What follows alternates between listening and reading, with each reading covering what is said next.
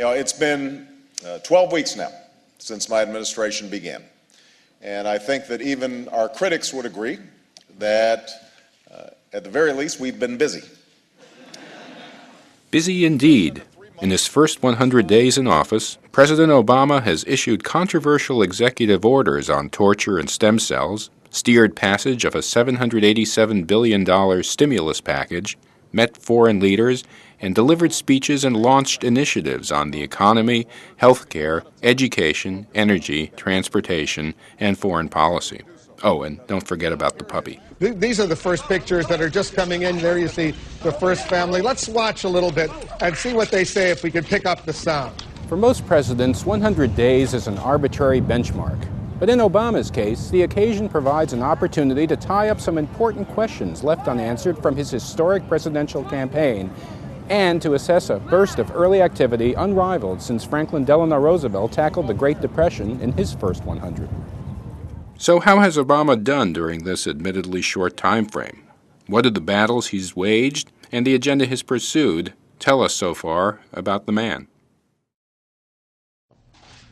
I know that there's some on Wall Street and in Washington who've said that we should only focus on the banking crisis and one problem at a time. But the American people don't have the luxury of just focusing on Wall Street. They have to do all these things.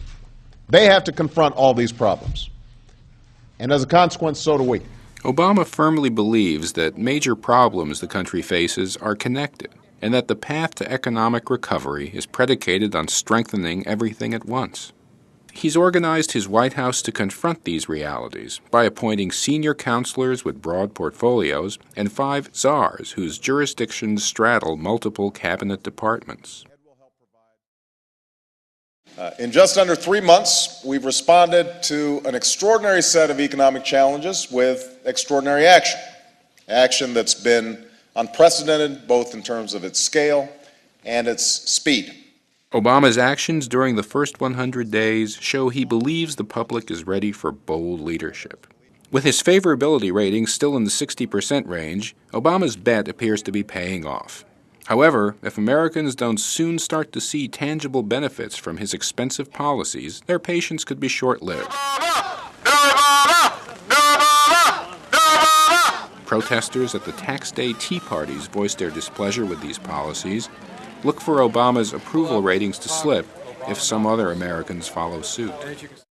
There are still some differences between Democrats and Republicans on the Hill, between the White House and some of the products that's been discussed on the Hill.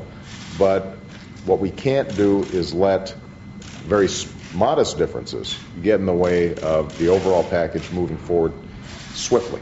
For all his self-confidence and apparent firmness in principles, Obama has also shown a tendency to seek a middle ground, whether in the size of the stimulus, the overtures he's made to the communist government of Cuba, and some of his tax policies.